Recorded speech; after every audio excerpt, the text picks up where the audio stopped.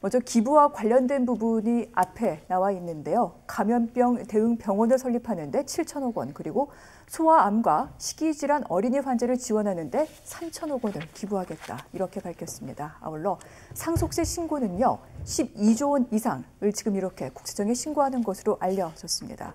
또한 관심을 모았던 내용이죠. 이건희 콜렉션으로 불린 미술품 가운데 개인이 소장하고 있는 미술품 11,000여 건, 23,000여 점을 국립중앙박물관과 국립현대미술관 등에 기증하겠다, 이 같은 계획을 내놓기도 했습니다. 자, 그럼 각각 자세한 내용 하나하나 좀 여쭤보도록 하겠습니다. 일단 상속세 신고 내용이 12조 원입니다. 유산의 절반이 넘는다. 지금 이런 언론 보도가 나오고 있고요. 이 같은 규모는 국내뿐 아니라 세계적으로도 상당히 많은 액수, 최대 규모다, 이런 얘기가 나오기도 합니다. 이 부분은 전 평론가님께 설명을 좀 부탁드릴게요. 예, 국내뿐만 아니라 세계 최대 규모라는 평가가 나올 만하죠. 네. 애플의 스티브 잡스 상속세와 비교해 봤을 때 3배 정도 규모라고 하고요. 그동안 우리나라에서 가장 상속세를 많이 냈던 사례를 봤더니 2018년 LG그룹이었는데요. 9,215억 원 정도였습니다. 네. 비교해보면 상당한 금액인데, 지금 그렇다면 어떤 방식으로 상속세를 낼까 굉장히 관심이 많이 모으고 있는데, 한꺼번에 내기보다는 아마 6회 정도에 걸쳐서 나눠서 내는 방식이 지금 전해지고 있는데요. 일단 이달 30일까지 2조 원 정도를 납부하고 나머지는 5년에 걸쳐서 5회 내는 방안입니다. 이자가 있을까요, 없을까요? 있지 않을까요? 예, 법적으로 네. 이자 내야 됩니다. 1.2% 연 이자를 내는 방식을 하고 있는데, 네. 그렇다면 이 재원을 어떻게 마련할지도 관심사입니다. 뭐 아직 확실하게 나오진 않았지만 일단 주식 배당금이 나오니까요. 그런 부분으로 충당을 한다던가, 네. 아니면 일부 자산을 매각하는 방식도 거론이 되고 있습니다. 또 좀 조심스러운 추측이기는 합니다만, 여러 가지 주식 중에서 계열사의 지배구조에 크게 영향을 미치지 않는 선에서의 일부 주식을 매각을 하거나 또 대출을 받는 방식 등이 지금 관측이 나오고 있는 상황입니다. 그렇군요. 지금 뭐 방금 그림으로 보셨습니다만 유산 가운데 약 19조 원이 주식으로 추정이 되고 있습니다. 이 같은 부분을 다 합산했을 때 이제 상속세, 우리나라 민법상 상속세는 50% 이상을 내게끔 돼 있죠. 뭐 최대 주주 할증 등등이 붙어서 12조 원에 달하는 액수를 지금 상속세로 내게 될 것으로 보이는데, 이것을 뭐 6번에 나눠서 분납하는 형식을 채택할 것이다. 뭐 자세한 조달 계획 같은 경우에는 이러이러하게 추정이 된다. 물론 삼성일가는 여기에 대해서 뭐 구체적으로 얘기하진 않았습니다만 이 부분까지 설명을 해주셨습니다. 그리고 오늘 발표한 내용 가운데 시선을 끄는 내용이 바로 기부, 기증과 관련된 부분입니다. 뭐 사회에 내게 되는 부분, 이 환원하겠다는 내용 가운데 1조 원을 사재를 출연해서 의료 공헌에 기부를 하고, 아울러 이건희 컬렉션 가운데 절반가량을 지금 국립중앙박물관 등등에 기부하겠다, 이렇게 발표를 했습니다. 이 부분 장 평론가님 어떻게 보십니까? 뭐 일단 대단하다고밖에 말할 길이 달리 없죠. 네. 지금 이 상속세를 내기 위해서도 이재용 부회장이나 삼성그룹의 일가가 이 수천억 대의 신용대출을 받아야 하는 것으로 알려지고 있습니다. 지분을 그대로 팔았다가는 경영권이 또 넘어갈 수도 있는 부분이기 때문에 본인들이 수천억 대의 대출을 감수하면서도 상속세를 내는데, 아무리 삼성 일가라 해도 12조가 넘는 상속세 감당하는 게 결코 쉬운 일은 아니지 않겠어요? 그 와중에 또 별도의 1조 원으로 사회공헌기금, 특히 의료공헌에 이 투척을 하여서, 쾌척을 하여서 소아암이나 희귀질환 환자 지원에만 3천억 원 이상이 들어간다고 하거든요. 네. 그리고 또 이건희 컬렉션으로 불리는 뭐 겸재정선의 인왕재색도 등을 비롯한 국보급, 보물급들의 이 고미술품들 가치를 다 합산하면 3조가 된다고 합니다. 이건 우리 국립중앙박물관이 수십 년 예산을 쏟아부어도 다 얻을 수 없는 미술품을 이번에 삼성일가의 기증으로 국가가 환수하게 되는 셈이고요. 국가가 이제 받아들여서 아마 네. 국민들이 볼 수 있게 전시를 하겠죠. 이러한 규모의 대규모 기부가 있으면 사실 기부 규모만 4조 정도로 추산이 되는데, 어느 정도 상속세에서 세액을 감면해줘야 되는 게 아닌가 하는 생각을 저는 할 수밖에 없고요. 우리나라 OECD 상속세가 OECD 전체 국가 중에 2번째로 높습니다. 우리보다 상속세가 높은 나라 일단은 일본밖에 없고, 그리고 OECD 전체에서 노르웨이나 스웨덴 같은 국가를 비롯해서 13개 국가가 아예 상속세가 없어요. 노르웨이, 스웨덴 우리가 찬양하는 북유럽 복지 선진국인데 상속세가 없다는 것 시사하는 바가 크고요. 그동안은 우리가 상속세가 높은 대신에 소득세가 좀 낮았지만 이제 우리 소득세 최고 구간이 42%이기 때문에 지방세랑 합하면 46%를 소득세로 냅니다. 가장 많이 내시는 분들 같은 경우는. OECD 평균에 뒤처지지 않아요.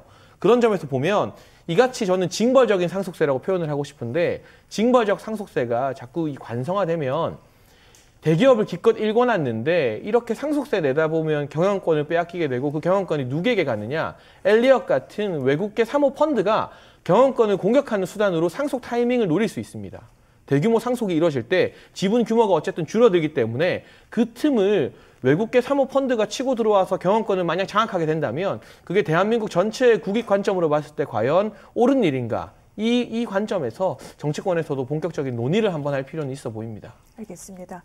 뭐 경영권을 위협받는다. 이 부분에 대해서는 또 예전부터 논의가 있기도 했는데 하지만 이 상속세법을 바꾼다고 하더라도 이번 삼성 일가의 유산 상속에 소급 적용하는 것은 또 어려울 것으로 보입니다. 이런 가운데 여러 가지 논의가 뒤따를 것으로 보이는데 방금 저희가 뭐 사회 공헌과 관련된 부분에 대해서 상당히 높게 평가한다. 이 부분까지 말씀을 드렸습니다만 또 일각에서는 예전에 그 이건희 비자금 발견 당시에 또 1조 원을 원래 사회 환원하겠다고 약속했던 바가 있는데 이번에 실현되는 것이다. 이런 평가가 나오고 있다는 지점도 함께 말씀을 드리도록 하겠습니다.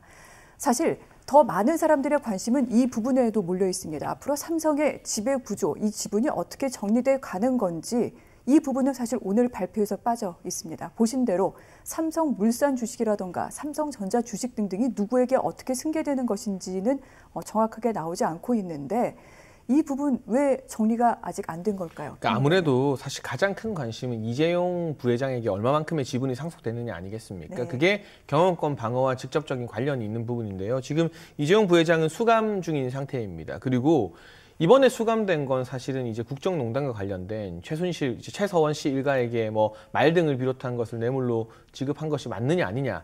이 관련된 판결로 수감돼 있는 것이고요. 아직 하나의 재판이 더 남아 있어요. 그게 바로 이 삼성바이오 재판인데 네. 삼성바이오 재판이 사실 삼성그룹 상속 문제와 직접적으로 연결되는 재판이거든요. 삼성바이오의 가치를 의도적으로 낮춘 것은 아니냐. 그러면서 이재용 부회장이 내야 될 상속세나 상속의 부담을 덜어준 것이 아니냐는 게 남아있는 재판의 최대 쟁점이기 때문에 적어도 이 삼성바이오 재판이 1심 끝나기 전까지는 어느 정도 법적 판결을 받기 전까지는 네. 지분을 누구에게 주겠다 이런 구체적인 문제에 대해서 공개적으로 알리는 게 상당히 부담스러울 것 같습니다. 그리고 필요에 따라서는 우리의 예상과 다르게 이재용 부회장이 많은 지분을 상속받기보다는 지금 그 남매이다 보니 여동생들이 있잖아요. 이 여동생들과 함께 지분을 조금 나눠받는 방식으로 가족이 함께 경영권을 지키는 방식으로 삼성에서 상속 전략을 채택할 수도 있겠다. 네. 왜냐하면 이재용 부회장에게 많은 지분이 몰렸는데 계속해서 안 좋은 재판 결과가 나오거나 삼성바이오 재판에서 혹시나 지금 이 국정농단 재판과 같은 네. 뭐 징역형이 선고될 경우에는 경영권은 지키지만 실제로 경영을 할 수 있는 당사자가 계속 이 구치소에 수감되는 상태가 연장될 수도 있거든요. 사면이나 복권 같은 대통령의 결단이 없는 네. 이상은 그러한 사태를 방지하기 위해서라도 지금 내부적으로 고민이 깊기 때문에 아직까지 누구에게 얼마의 지분을 나눠준다 이걸 발표할 때는 아니라고 판단한 것 같습니다. 그렇군요. 자, 민법상 상속자는 부인과 또한 자녀들입니다. 그렇기 때문에 홍라희 여사와 함께 3남매에게 이제 상속이 되게 되는데 이 부분이 어떻게 배분될지 어쩌면 전략적으로 이 부분에 대해서 지금 아마 논의가 계속 진행되기 때문에 발표를 아직 못했을 수도 있다라고 얘기를 하셨는데 글쎄요. 어떻게 봐야 될지 잘 모르겠습니다. 뭐 워낙에 이 삼성의 지배 구조가 좀 복잡하기도 합니다. 그렇기 때문에 어떤 주식이 누구에게 어떻게 가느냐에 따라 상당히 그 양상이 달라지기도 하는데 이 부분은 전 평론가께서는 어떻게 보십니까? 예, 물론 다양한 분석이 나올 수 있고 말씀해 주셨듯이 재판이라던가 국민 여론이라던가 뭐 사면 여부 가능성 등등 영향을 미칠 수 있는데요. 네. 저는 장 평론가님하고 조금 의견이 다른 것이 이것이 뭐 예정된 과정이었기 때문에 상당 부분 준비를 좀 많이 하지 않았을까 싶습니다. 그래서 두 가지 정도 시나리오를 놨을 텐데 네. 지금 언론 보도를 통해서 많이 나오는 관측은 이재용 부회장에게 좀 힘을 실어주는 형국이 될 가능성도 많이 나오고 있는데 그 이유는 삼성전자 4.18%를 이재용 부회장이 만약 단독 승계할 경우에 네. 그룹 내의 영향력이라든가 지배력이 굉장히 강화될 수 있죠. 그렇다면 실질적으로 삼성에서 뭐 알게 모르게 많이 소문으로 났었던 경영권 승계 작업의 마무리 단계로 들어든 것이 아니냐라는 전망도 나오고 있는데 다만 이재용 부회장이 지금 수감 중인 상황이기 때문에 그것을 조금 더 지켜봐야겠습니다. 지금 여러 가지 변수가 남아 있는데요. 말씀해 주셨듯이 수감 상황인 것, 또 그룹 내에서의 상속법에 따라서 과연 자녀들과 가족들 간에 원만한 합의가 될지, 또 이것을 공시를 해야 되거든요. 공시 시점은 언제가 될지 조금 더 지켜봐야 되는 상황입니다. 그렇군요. 자, 상속세 신고 시점은 이달 말 4월 31일까지입니다. 이 전까지 구체적인 내용이 나오게 될지 상당히 사실 경제계에서도 관심을 갖고 지켜보고 있는데 저희도 추후 뉴스가 나오면 다시 한번 좀 전해드리도록 하겠습니다. 이런 가운데 이 부분 정치권에서는 어떻게 받아들이고 있는지 좀 관심이 가는 내용이 바로 이재용 부회장의 사면과 관련된 내용입니다. 얼마 전 그 백신 수급과 관련해 한미 정상회담을 할 때 이 백신 수급을 위해서 반도체 지금 공급난을 겪고 있는 미국 정상과의 회담에 이재용 부회장을 사면해서 함께 가는 것이 어떠냐라는 얘기가 정치권 일부 의원들이 그렇게 주장을 하기도 했는데 사실 재계에서는 이미 예전부터 이재용 부회장의 사면을 계속해서 언급하고 있습니다. 아마 오늘 대대적인 사회 공헌 계획이 발표되고 난 뒤 여기에 대한 목소리가 더 높아지기도 할 것 같은데 이 부분 어떻게 봐야 될지 두 분의 좀 의견이 궁금합니다. 먼저 전 평론가님. 현재 청와대에서 선을 그었죠. 검토한 바도 없고 검토한 계획도 없다라는 취지의 답변을 했고요. 박범계 법무부 장관도 어떤 공정한 법 집행을 해야 되는 장관으로서 좀 선을 긋는 모습, 이런 모습이 나오고 있습니다. 물론 경제 5단체라든가 일부 자치단체장들이 현재 반도체 상황이라든가 코로나19 상황에서의 경제 어려움을 호소하면서 사면의 필요성을 건의하고 있습니다만 반대 여론도 사실 만만치가 않습니다. 시민단체 일각에서는 우리 젊은이들이 공정을 말하고 있는데 과연 이 사면권을 자꾸 쓰는 것이 공정한가라는 또 의문을 제기하고 있고요.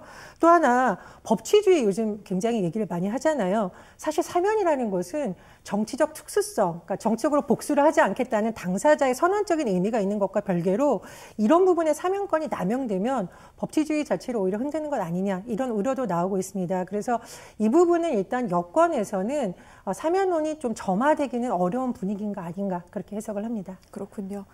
청와대와 여당에서는 이 부분에 대해서는 별도의 언급은 없습니다만 분명히 별다른 움직임이 없는 것도 맞습니다. 이런 가운데 어떻게 움직이게 될지 지금 시민단체라든가 젊은이들의 여론은 이러하다. 이 부분 전 평론가께서 전해주셨는데 장 평론가님은 어떻게 보십니까? 저는 무엇보다 국익과 실리를 최우선에 놓고 청와대가 검토를 해야 된다고 생각을 합니다. 적어도 검토 정도는 할 필요가 있지 않나. 나아가 제가 아까 말씀드렸던 남아있는 재판인 삼성바이오 재판 결과와 마찬가지로 함께 검토해야 된다고 보는 데요. 이번에 청와대가 화이자와 추가 계약을 따는 과정에서 그리고 애초에 1,300만 명분 분량을 따는 과정에서 청와대에서 아무리 노력을 해도 화이자에 연락이 안 닿았다고 합니다. 화이자 CEO나 임원들에게. 그런데 화이자 사회이사 중에 어도비의 회장이 있는데 어도비가 삼성과의 거래처이고 이재용 부회장과 인연이 있기 때문에 이재용 부회장의 그 어도비라는 기업의 회장에게 직접 전화를 해서 청와대와 연결고리를 이어줬다는 언론 보도가 나왔거든요. 이미 백신 확보하는 국면에서 정말 혁혁한 공로를 세운 셈이고요. 그리고 백신과 반도체, 미국에서 공통적으로 한 단어로 표현을 합니다. 그게 무엇이냐면 국가안보전략자산이다. 지금 반도체 관련 회의를 할 때도 NSC의 안보를 담당하는 미국 백악관이 안보보좌관이 나오고요. 백신 회의할 때도 마찬가지입니다. 이게 단순히 의약품이나 전자제품으로 분류되는 것이 아니라 미국에서는 백신과 반도체를 모두 국가안보전략자산으로 정의 내리고 바이든 대통령이 직접 챙기고 있습니다. 그런데 우리가 백신을 원활하게 얻어오기 위해서는 그러면 다른 동등한 뭔가를 미국에게 내줘야 되는데 그게 결국 반도체에 대한 투자이고 또 그뿐만이 아니라 중국에서 반도체를 만들지 말라는 미국의 요구에 화답을 할 수 있느냐 없느냐가 굉장히 중요합니다. 그 가장 큰 결정권은 문재인 대통령이 쥐고 있는 게 아니라 이재용 부회장이 쥐고 있다고 해도 과언이 아니겠죠. 그렇다면 이재용 부회장으로 하여금 이 반도체라는 미국의 안보 전략 자산에 숨통을 틔워주는 대신에 우리가 백신이라는 또 다른 안보 전략 자산을 다른 나라도 빨리 또 원활하게 확보할 수 있는 그 길을 뚫을 수 있다면 국민 대다수가 이 사면에 반대하지 않을 거라고 생각합니다. 네.